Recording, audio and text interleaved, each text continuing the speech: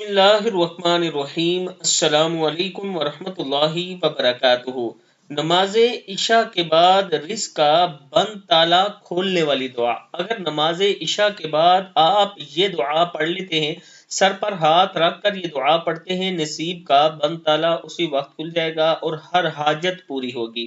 یعنی نماز عشاء کے بعد آپ یہ کلمات اس طرح پڑھا کریں: بسم اللہ الرحمن الرحیم، لا الہ الا اللہ محمد رسول اللہ، یا حی یا قیوم برحمتک 12 مرتبہ، استغیث یا حی یا قیوم برحمتک استغیث 10 مرتبہ۔